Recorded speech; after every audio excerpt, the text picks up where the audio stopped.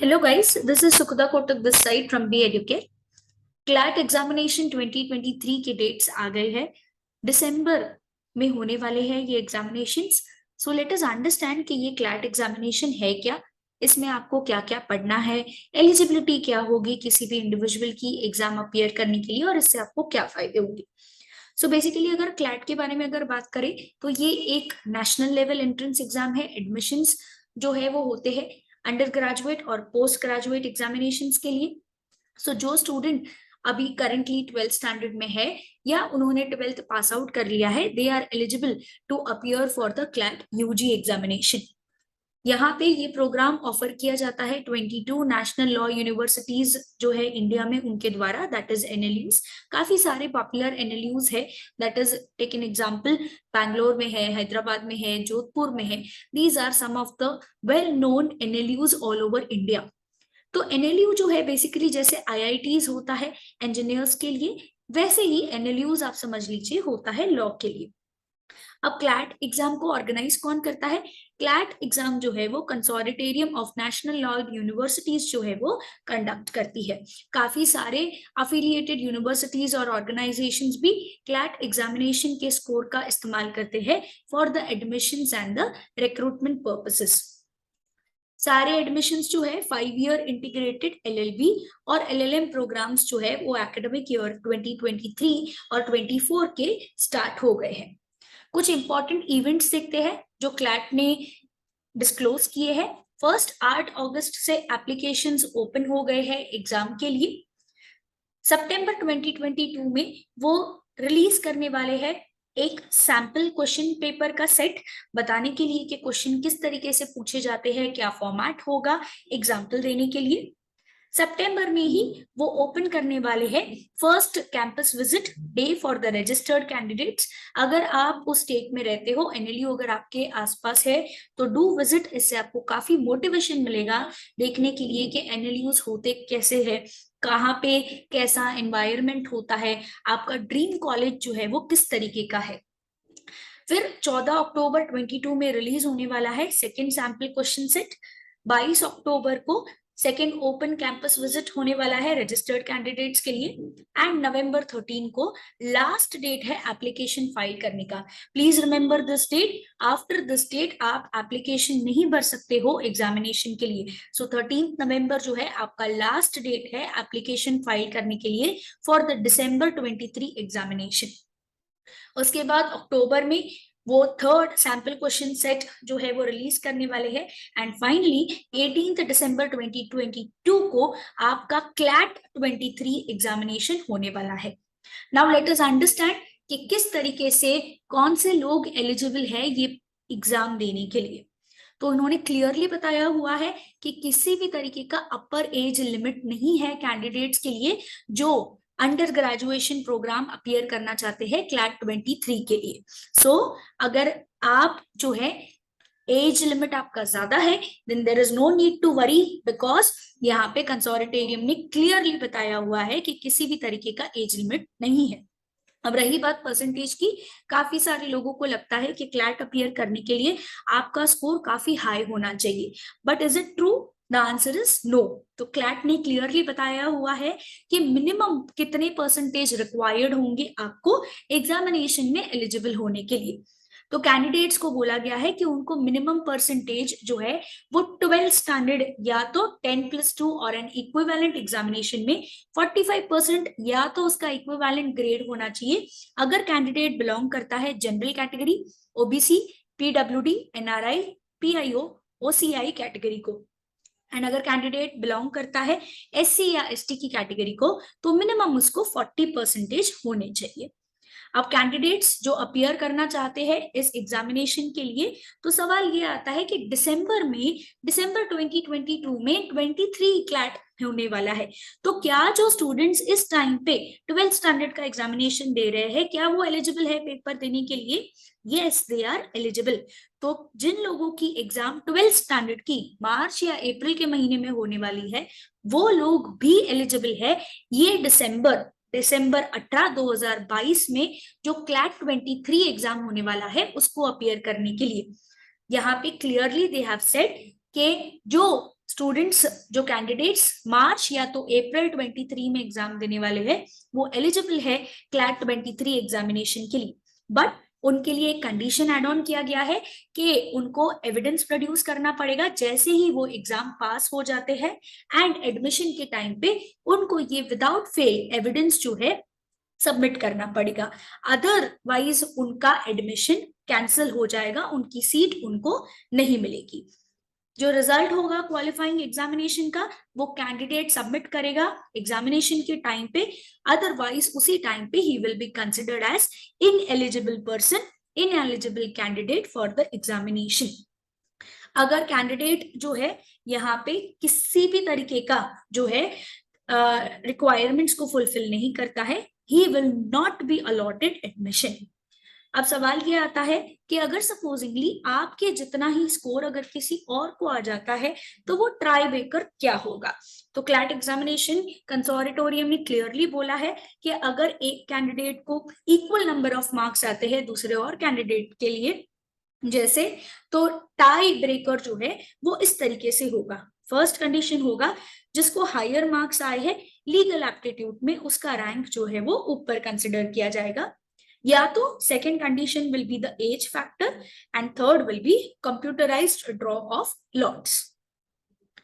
अब डिस्कस करते हैं क्वेश्चन पेपर के फॉर्मेट के बारे में। सो बेसिकली आपका जो एग्जामिनेशन होने वाला है वो होने वाला है 150 मार्क्स का।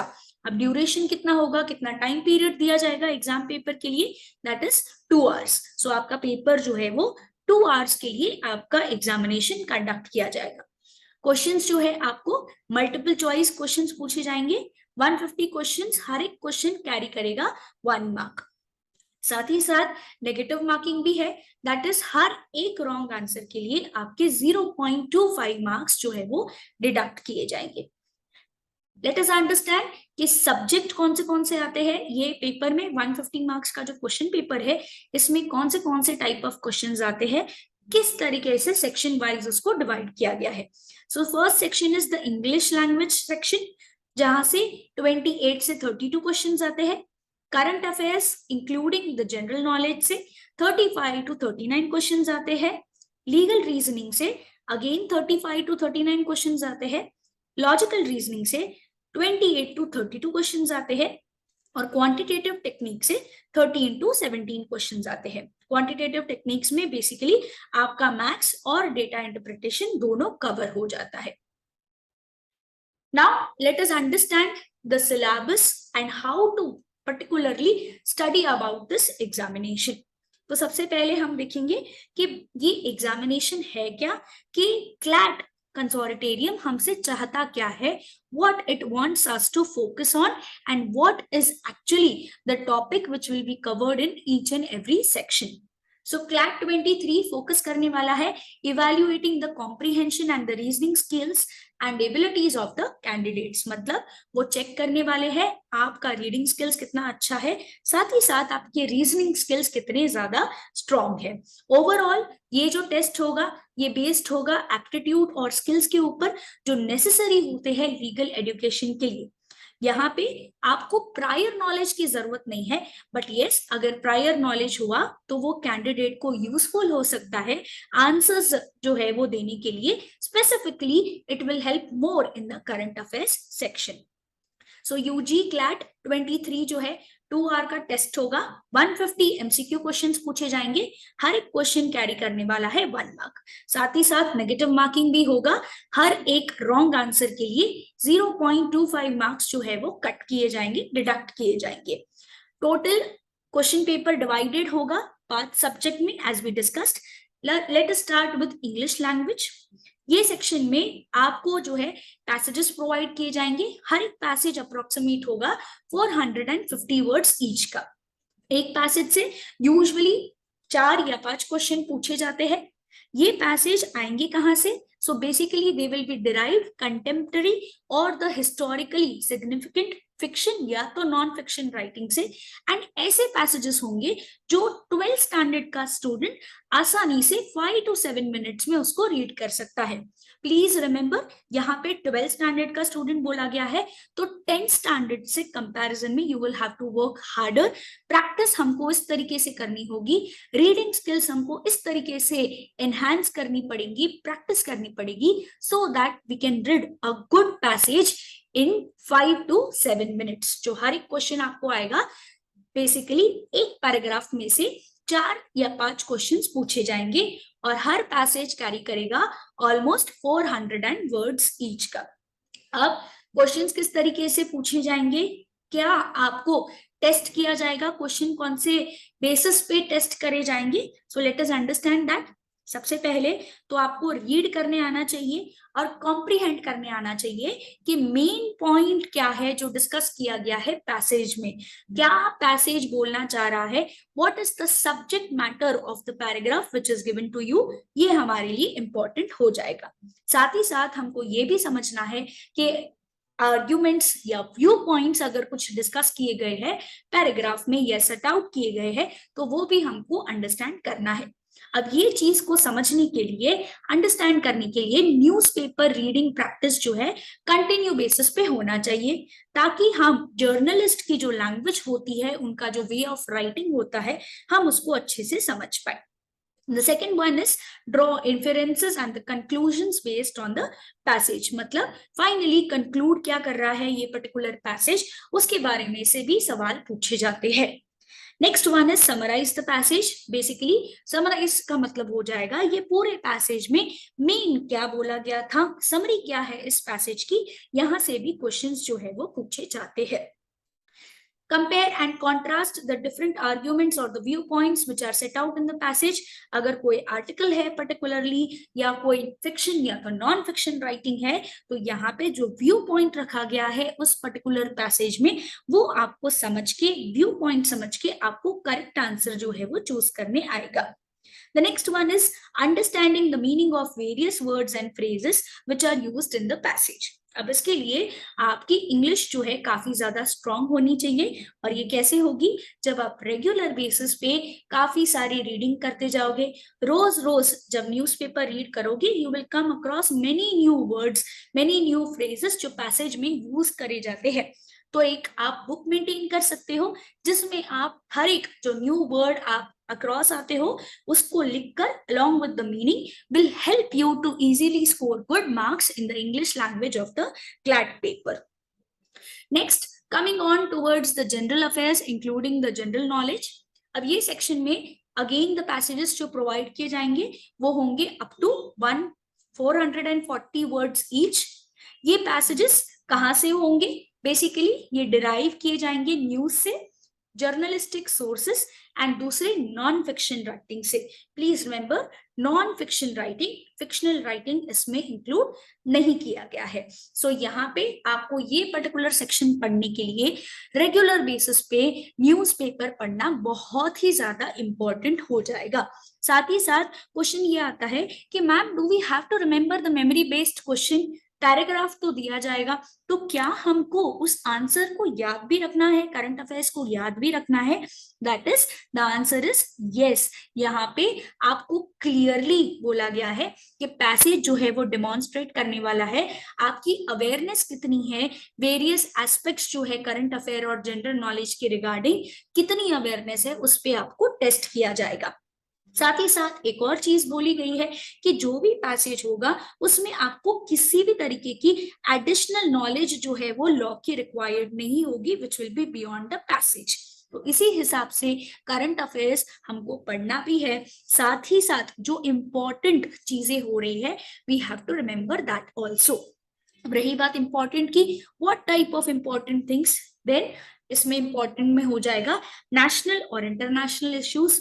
साथ ही साथ अगर गवर्नमेंट कोई अमेंडमेंट कर रही है, लॉ में कोई चेंजेस कर रही है, then that will also become important. अगर सुप्रीम कोर्ट या हाई कोर्ट ने कोई लैंडमार्क जजमेंट दिया है, that will also become important for us. अगर कोई स्पोर्ट्स कैटेगरी जैसे कि ओलंपिक्स या कॉमनवेल्थ गेम्स हो रहे हैं, तो किसने मेडल जीता, किसने इंडिया को रिप्रेजेंट किया, दैट आल्सो बिकम्स इम्पोर्टेंट। तो इन्होंने यहाँ पे इंक्लूडिंग के लिए बोला है कौन सी चीजें इंपॉर्टेंट होगी। फर्स्ट उन्होंने बोला है contemporary events of the significance from India and the world, मतलब ऐसे इवेंट्स जो सिग्निफिकेंस होल्ड करते हैं इंडिया में हो रहे हैं, साथ ही साथ अगर वर्ल्ड में भी हो रहा है, जैसे कि एग्जाम्पल ले लीजिए श्रीलंका की क्राइसिस इंपॉर्टेंट हो जाएंगे, अपार्ट फ्रॉम दैट रशिया और यूक्रेन का war will also become important and is one of an example of the contemporary events across the world.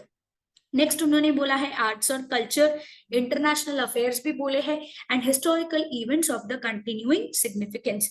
Continuing significance यहाँ पे इस चीज के लिए बोला गया है कि जो हिस्टोरिकल इवेंट्स पास्ट में हुए हैं और उसका सिग्निफिकेंस इवन टुडे हम उसको देख सकते हैं, तो वो हमारे लिए जो है वो इम्पोर्टेंट बन जाएगा। Moving on towards the legal reasoning section. अब इस पर्टिकुलर सेक्शन में आपको जो पैसेजेस आएंगे वो होंगी 450 वर्ड्स ईच के। ये पैसेज जो है वो रिलेट कर सकते हैं फैक्चुअल सिचुएशंस या सिनेरियो को जो लीगल मैटर्स के रिगार्डिंग है, पब्लिक पॉलिसी क्वेश्चंस जो है वो पूछे जा सकते हैं, या मॉरल फिलोसॉफिकल इंक्वायरीज भी इसमें कवर होती है। यहाँ पे आपको क्लियरली बोला गया है कि आपको कोई भी तरीके का प्रायर नॉलेज लॉ का बिल्कुल भी रिक्वायर्ड नहीं है, बट यस आपको बेनिफिट मिलेगा जनरल अवेयरनेस और कंटेम्प्रेरी लीगल और मॉरल इश्यूज जो हो रहे हैं वो आप अगर पता होगा तो आप उससे अच्छे से जनरल प्रिंसिपल्स और प्रोपोजिशंस जो है गिवन फैक्ट और सिनेरियोज में आप उसको कवर कर सकते हो। अब रही बात लीगल रीजनिंग की, तो आपको कुछ बेसिक चीजें अगर पता होगी it will help you to solve the answers more effectively. साथ ही साथ जिस तरीके के आपको क्वेश्चन पूछे जाएंगे वो आपको कुछ चीजों के ऊपर टेस्ट करने वाले हैं। तो फर्स्ट होगा आइडेंटिफाई करना है और इन्फर करना है कि कौन से तरीके के रूल्स और प्रिंसिपल्स जो है वो सेट आउट किए गए हैं इस पैसेज में, क्या बताया गया है वो आपको आइडेंटिफाई करना है। Next you will have to understand कि ये रूल्स और प्रिंसिपल्स कैसे अप्लाई किए जाएंगे, जो फैक्ट्स और सिचुएशंस आपको पैसेज में दी गई है उस पे आप किस तरीके से रूल और प्रिंसिपल का इस्तेमाल करके आप एक सोल्यूशन पे पहुंचोगे, आप एक रीजन पे पहुंचोगे। You also have to understand कि किस तरीके से जो है चेंजेस हो रहे हैं रूल्स और प्रिंसिपल्स, एंड साथ ही साथ बिकॉज उस चेंजेस की वजह से उनका एप्लीकेशन अलग अलग फैक्चुअल सिचुएशंस पे कैसे चेंज हो सकता है। इसको प्रिपेयर करने के लिए आपको रेगुलर बेसिस पे जो है पैसेजेस सॉल्व करनी होंगे, साथ ही साथ आपको कुछ बेसिक लीगल नॉलेज, जैसे कि एग्जांपल ले लो कॉन्ट्रैक्ट एक्ट आपको आना चाहिए कि क्या बताता है contract act. Apart from that कुछ टॉट से भी क्वेश्चन पूछे जाते हैं, तो आपको ये बेसिक नॉलेज होना बहुत ज्यादा जरूरी है। अब ऑल्दो दे हैव सेड कि आपको प्रायर नॉलेज रिक्वायर्ड नहीं है लॉ की, बट लेट अस से वो बात कर रहे हैं प्लेंटिफ की, वो बात कर रहे हैं डिफेंडेंट की, वो बात कर रहे हैं अग्रीमेंट्स कॉन्ट्रैक्ट्स की। अगर आपको ये वर्ड्स पता नहीं होंगे, लीगल लैंग्वेज से अगर आप फेमिलियर नहीं होंगे, then it will become difficult for you to understand कि सवाल क्या पूछा गया है और पैराग्राफ जो है पैसेज जो है वो किस बारे में बात कर रहा है। इसीलिए आपको कुछ बेसिक कंसेप्ट्स जो है पता होने चाहिए लीगल पे। Next coming on towards the next part that is logical reasoning. अब ये पर्टिकुलर जो सेक्शन है ये इंक्लूड करने वाला है सीरीज, यहाँ पे शॉर्ट पैसेजेस जो अबाउट 300 वर्ड्स के होंगे इंक्लूड किए जाएंगे। हर एक क्वेश्चन जो है वो फॉलोड होगा, एक पैसेज में आपको एक या एक से ज्यादा क्वेश्चन पूछे जाएंगे। साथ ही साथ ये क्वेश्चंस आपको टेस्ट करने वाले हैं, आपको रिकॉग्नाइज करना है कि आर्गुमेंट क्या है, उसके प्रेमाइसेस और उसके कंक्लूजन्स क्या है। आपको पैराग्राफ अंडरस्टैंड करना है, रीड करना है और आइडेंटिफाई करना है आर्ग्यूमेंट्स के सेट को जो ले डाउन किए गए हैं पैसेज में। साथ ही साथ आपको क्रिटिकली एनालाइज करना है पैटर्न्स जो रीजनिंग की है, एक्सेस करना है कि किस तरीके से कंक्लूजन डिपेंड करेंगे एक पर्टिकुलर प्रेमाइसेस या एविडेंस के ऊपर। You also have to infer कि ये पर्टिकुलर पैसेज में क्या फॉलो किया जा रहा है और कौन से इन्फरेंसेस जो है वो अप्लाई किए जा सकते हैं सिमिलर या तो न्यू सिचुएशंस पे। ऑल्सो आपको ड्रॉ करना है relationships and analogies, and you have to identify contradictions and equivalence, and उसको एक्सेस करके इफेक्टिवनेस जो है आर्गुमेंट्स का उसको बताना है। Coming on towards the quantitative techniques, ये पर्टिकुलर जो सेक्शन है इसमें शॉर्ट सेट्स होंगे, फैक्ट्स या प्रोपोजिशंस के, ग्राफ या तो दूसरे टेक्सचुअल, पिक्टोरियल और द डायग्रामेटिक रिप्रेजेंटेशंस आपको दिए जाएंगे, न्यूमेरिकल इंफॉर्मेशन आपको दी जाएगी, जिसके ऊपर आपको सीरीज ऑफ क्वेश्चंस जो है वो पूछे जाएंगे। यहाँ पे भी आपको पैराग्राफ ही दिया जाएगा, आपको कुछ इंफॉर्मेशन डिराइव करनी है इन पैसेजेस, ग्राफ्स या रिप्रेजेंटेशन के ऊपर, एंड आपको मैथ्स का इस्तेमाल करना है, मैथमेटिकल ऑपरेशंस का जो है इस्तेमाल करना है, उसको अप्लाई करना है इस इंफॉर्मेशन में, वो क्या बताना चाह रहे हैं उस चीज का आंसर डिराइव करने के लिए। सो क्वेश्चंस जो है वो पूछे जाएंगे आपको, derive, infer and manipulate numerical information set out in each passages, graph या तो दूसरे रिप्रेजेंटेशन। आपको यहाँ पे 10th स्टैंडर्ड के जो बेसिक मैथमेटिकल ऑपरेशंस होते हैं, जैसे कि इंफॉर्मेशन के ऊपर, एरियाज के ऊपर, ratios, proportion, basic algebra, mensuration and statistical estimation के ऊपर से आपको क्वेश्चन जो है वो पूछे जाएंगे। अब प्रिपेयर करने के लिए एज वी सॉ कि क्लैट जो है वो टाइम बाय टाइम आपको एक सैंपल पेपर जो है वो रिलीज करने वाला है। Next, moving on towards the general instructions क्या है, सबसे पहले द इम्पोर्टेंट थिंग इज कि क्लैट एग्जामिनेशन जो है वो ऑफलाइन मोड में कंडक्ट होने वाला है, मतलब it is going to be a pen and paper mode examination. आपको एप्लीकेशन जो है वो सबमिट करना है ऑनलाइन मोड में, वेबसाइट आपको दी गई है, कौन सी वेबसाइट पे आपको सबमिट करना है फॉर्म। एग्जामिनेशन जो है क्लैट 23 एग्जामिनेशन होने वाला है 18 दिसंबर 2022 को, उसका टाइमिंग आपको दिया गया है, दैट इज 2 से 4 बजे के बीच में आपका ये एग्जामिनेशन कंडक्ट किया जाएगा।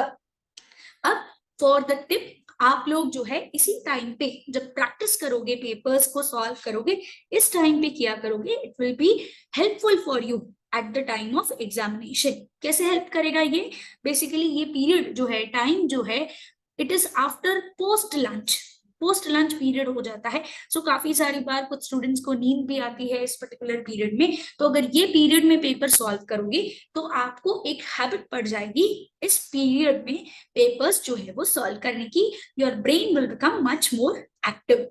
साथ ही साथ आपको दूसरे इंस्ट्रक्शंस भी दिए गए हैं, किस तरीके से है, you can find this instructions on the website which you can see here, that is consortium of the nlus.aac.in.com. So you can read the instructions carefully. आपको जो इंस्ट्रक्शंस दिए गए हैं, साथ ही साथ हर एक इंस्ट्रक्शंस को अच्छे से गो थ्रू करना है, कौन सा इंस्ट्रक्शंस आपके लिए अप्लाई करता है, that also is very very important. Coming to the documents जो अपलोड करने हैं हमको एप्लीकेशन फॉर्म भरते वक्त, तो सबसे पहले हमको बोला गया है कि हमको एक front facing passport size recent photograph जो है वो डालना है, और बैकग्राउंड जो है वो कंप्लीटली प्लेन बैकग्राउंड होना चाहिए। नेक्स्ट इज सिग्नेचर, आपका जो है आप स्कैन करके डालोगे, एंड अगर आप किसी रिजर्वेशन कैटेगरी को बिलोंग करते हो, दैट इज SC ST या OBC, तो आपको कैटेगरी सर्टिफिकेट जो है वो भी सबमिट करना है, और दूसरे relevant certificates depending on the option which you are going for. सारे जो है डॉक्यूमेंट्स आपको हमेशा PDF फाइल में ही अपलोड करने हैं, PDF फॉर्मेट में ही आप अपलोड कर पाओगे। कमिंग टू द फीस, क्या होगी फीस, सो एप्लीकेशन फीस जो है आप उसको सिर्फ ऑनलाइन मोड में ही पे कर सकते हो। General, OBC, PWD, NRI, PIO and OCI candidates के लिए जो फीस है that is 4,000 rupees, and SC ST and BPL category के कैंडिडेट्स के लिए जो फीस है दैट इज 3,500 रुपीज। साथ ही साथ the cost of the previous year question paper अगर आप परचेज करना चाहते हो, उसके लिए भी फीस दी गई है, अलग से आपको 500 रुपीज जो है वो पे करने पड़ेंगे। एंड एप्लीकेशन फीस जो है वो एक नॉन रिफंडेबल फीस है। एडमिट कार्ड जो है बाद में जब रिलीज किया जाएगा, आप अपने अकाउंट में लॉग इन करके एडमिट कार्ड को डाउनलोड कर सकते हो। इसीलिए व्हाइल फाइलिंग द एप्लीकेशन जो क्रेडेंशियल्स आप लोग फिल ऑन करोगे, प्लीज मेक श्योर कि आप उसको नोट डाउन करके रख रहे हो। That's it guys, stay connected to our channel for this regular examination updates. We will keep on guiding you about the examination updates. Also, if you want to pursue the classes, we are starting with the exam classes for the CLAT. You can contact on the number which you can see on your screens. हमारे जो classes है, they are available in Dombivli, Ghatkopar, as well as we also provide the online recording of the classes, and online lectures are also conducted in the online mode. You can contact on the number which you can see on your screens, or you can download the app from the link which is given in the description box below. Thank you, guys.